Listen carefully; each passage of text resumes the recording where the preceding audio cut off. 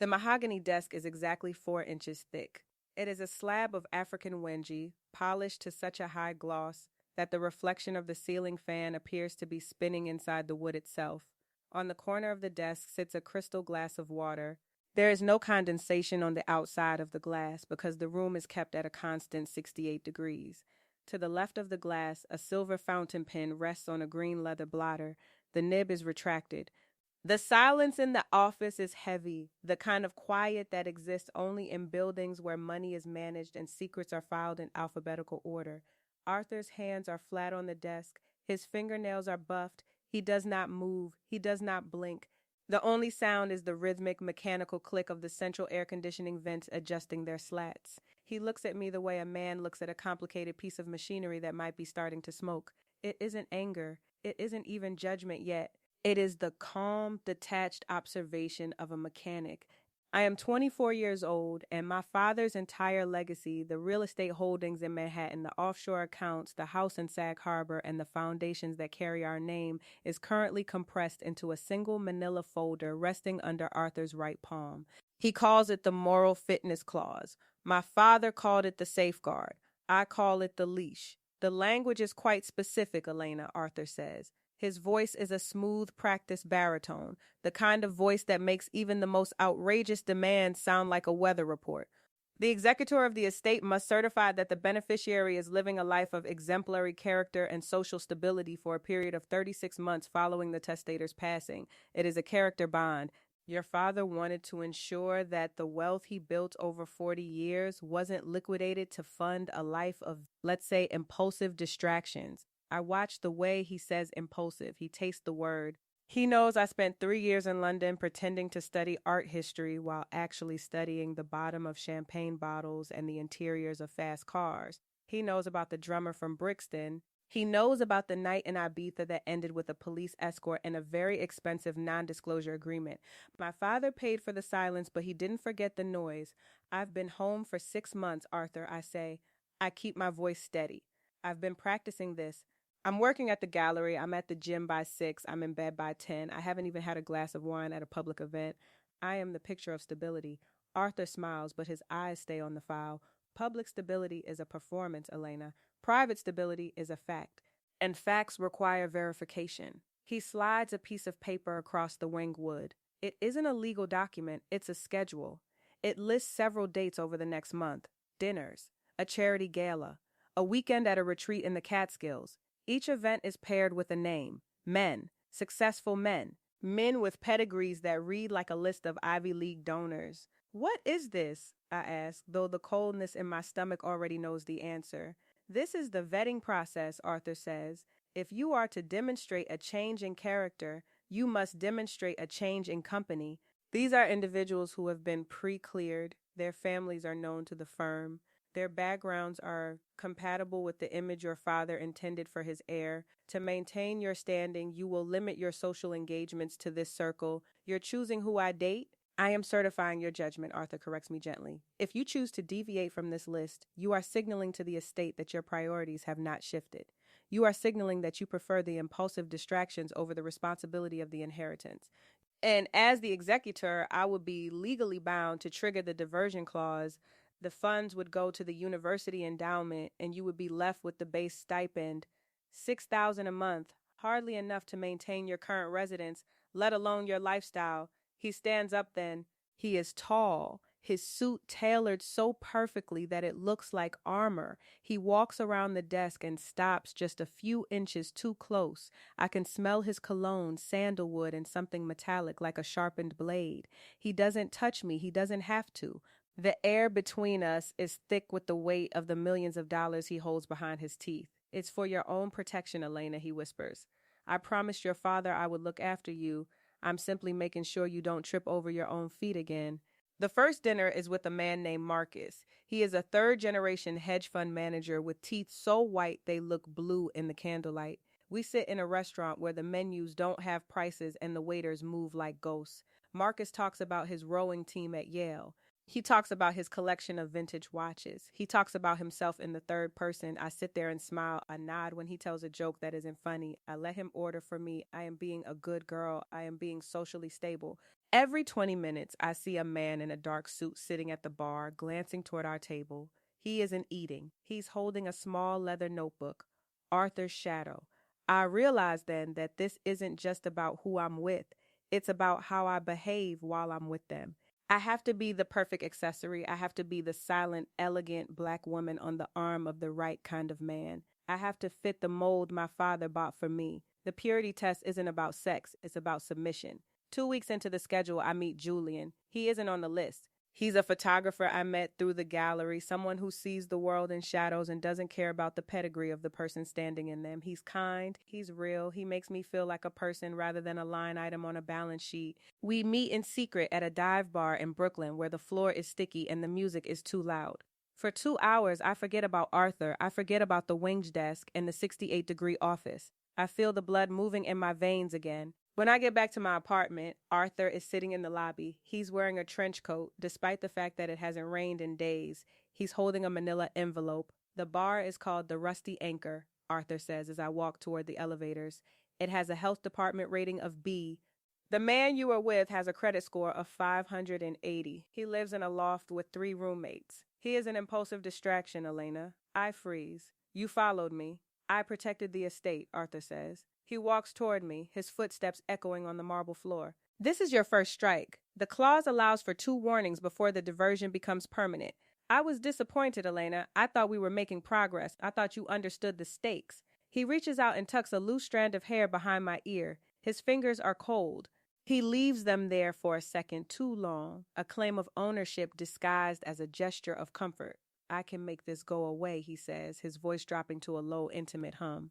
I haven't filed the weekly report yet. I could simply omit this evening. But I need to know that you're committed to the process. I need to know that you trust me more than you trust your own impulses.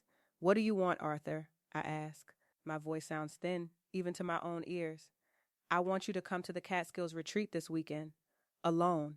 We'll go over the long-term management of the real estate holdings, just you and me. I'll teach you how to be the person your father wanted you to be. If you do that, I'll consider this Brooklyn incident a momentary lapse. I'll wipe the slate clean. The Catskills house is a glass and steel monstrosity perched on the edge of a cliff. It's beautiful and terrifying. Inside, the walls are white, the floors are slate, and the silence is even deeper than the silence in Arthur's office. There is no cell service. There is only the wind howling through the pines and the sound of Arthur pouring 2 glasses of scotch. He hands me one.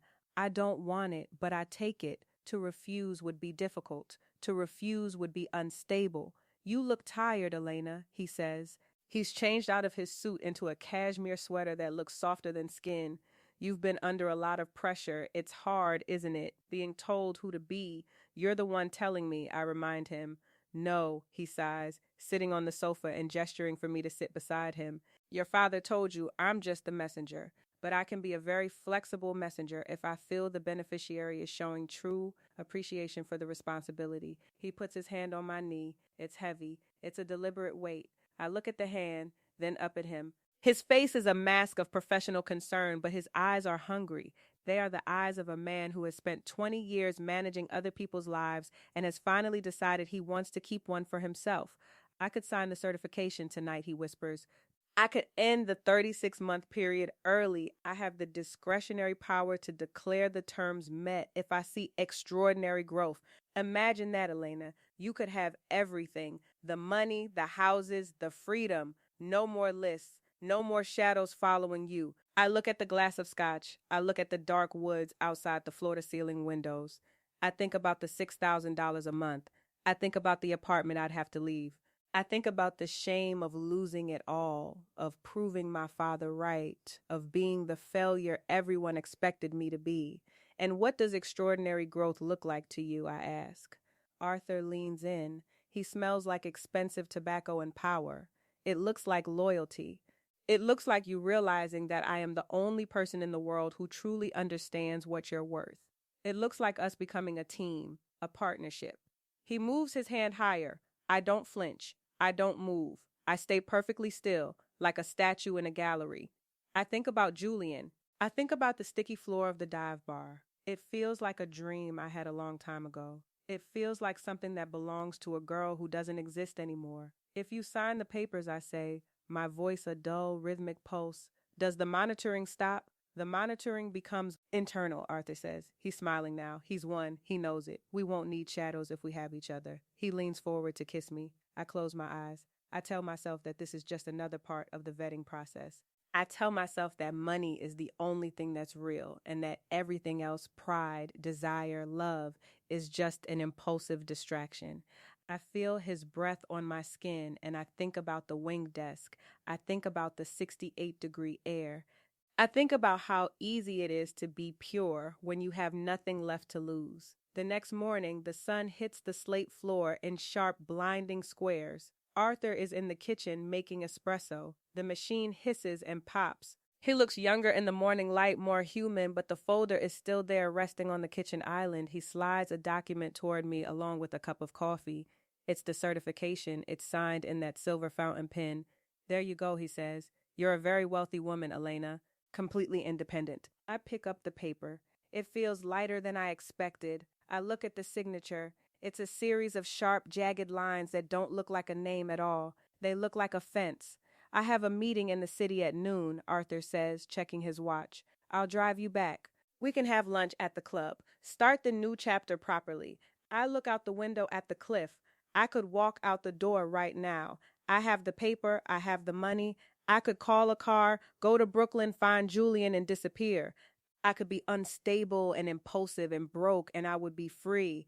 But then I look at the espresso machine. It's a $3,000 piece of Italian engineering. I look at the cashmere sweater draped over the chair. I look at the way Arthur carries himself. The absolute certainty of a man who owns everything he touches. I realize that I don't want to leave the room. I want to be the one who owns the room. The club sounds lovely, Arthur, I say. I pick up the espresso cup and take a sip. It's perfect. It's exactly the right temperature. Good girl, he says. I don't even mind the words. They feel like a soft velvet collar. I realized then that the trap wasn't the will. It wasn't the moral fitness clause or the purity test. The trap was the realization that I am exactly who my father thought I was. I am someone who can be bought. And Arthur didn't just buy my loyalty, he bought my soul, and he did it with my own money. I walk over to him and straighten his collar. I do it slowly, my fingers brushing against his neck. He freezes, his eyes widening slightly. He thinks he's in control. He thinks he's the master and I'm the prize. But he's old, and I have 36 months to learn everything he knows. I have 36 months to become the person who manages the managers. We should go, I say, my voice as cold and clear as the water in the crystal glass. We don't want to be late for lunch. It wouldn't look good. Arthur nods, a flicker of something like fear crossing his face before he masks it with a smile. He reaches for his coat, but I'm already at the door holding it open for him. The wind from the cliff blows into the house, chilling the air, but I don't feel it. I don't feel anything at all. I am the perfect air. I am the picture of stability. I am exactly what they wanted. As we walk to the car, I notice a smudge on the glass of the passenger side window. It's a tiny, oily fingerprint, probably from one of the housekeepers. I take a silk handkerchief from my bag and wipe it away until the glass is perfectly clear, perfectly transparent, and perfectly hard. I am ready for the TTS engine to read my life. I am ready for the next date on the list. I am ready to pass every test they put in front of me until there are no tests left, and I am the one holding the silver fountain pen. The drive back to the city is quiet. The car is pressurized, shielding us from the noise of the world outside. Arthur talks about interest rates. He talks about the board of directors. He talks about the future. I watch the trees blur into a continuous wall of green. I think about the secret hunger my father must have had. Not for money, but for the power to reach out from the grave and pull the strings of the living. He succeeded. He found the one person who would enjoy the tension of the wire. Arthur reaches over and takes my hand. His grip is firm. I squeeze back. It's a contract. It's a covenant. It's the most honest thing that has ever happened to me. I am Elena, the heiress. I am the girl who passed the test. And as the skyline of Manhattan rises up to meet us, jagged and cold against the pale blue sky, I know that I will never have to worry about being unstable ever again. I am locked in. I am secure. I am handled. And God help the first person who tries to set me free.